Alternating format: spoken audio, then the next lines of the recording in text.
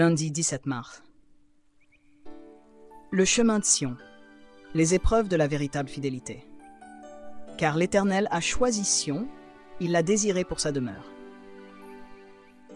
Avant que David ne devienne roi à Sion, il a prouvé sa fidélité à travers 3 étapes clés. Ce sont des épreuves essentielles que vous devez aussi surmonter si vous souhaitez être utilisé par Dieu. Bethléem. L'épreuve du caractère. C'est dans votre quotidien que votre caractère est façonné et que votre fiabilité est mise à l'épreuve. Avant de recevoir des responsabilités spirituelles, vous devez d'abord être fidèle dans les petites choses. C'est aussi à Bethléem que David a appris à gérer la jalousie et l'amertume de sa famille en raison de la faveur de Dieu sur lui. Cela vous parle-t-il? Avez-vous déjà ressenti de l'opposition à cause de l'appel de Dieu sur votre vie? La caverne d'Adullam, l'épreuve du désintéressement. C'est dans cette caverne que David a appris à servir les autres sans égoïsme, à les protéger et les bénir, même quand sa propre vie est en danger. Ici, vos ambitions personnelles s'effacent et la volonté de Dieu prend toute la place. C'est aussi le lieu où Dieu purifie votre cœur de toute intention égoïste. Malheureusement, certains ne sortent jamais de la caverne d'Adullam, car ils refusent ce processus de transformation. Le mont Hébron. L'épreuve des relations d'alliance. Le chemin vers Hébron était un chemin difficile, un peu comme les relations d'alliance.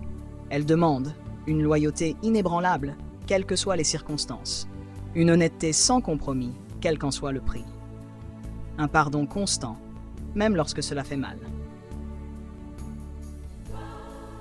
Jésus a dit à Pierre de pardonner 480 fois par jour, soit une fois toutes les 3 minutes.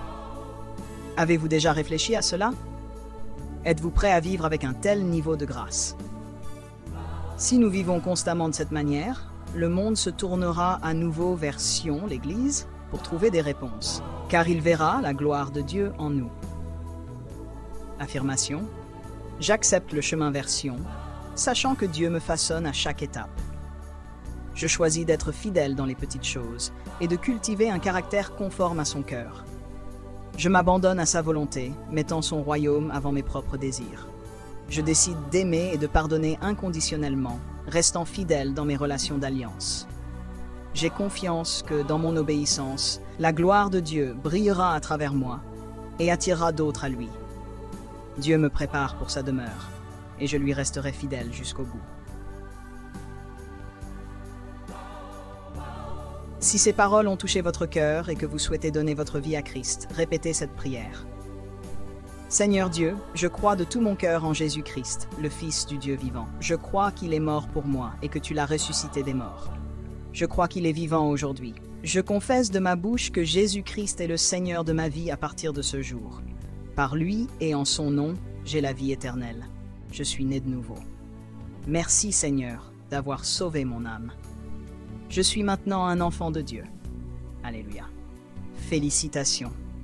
Vous êtes maintenant un enfant de Dieu. Bienvenue dans la famille de la foi. Partageons ensemble ce message d'espoir et encourageons les autres. Que Dieu vous bénisse.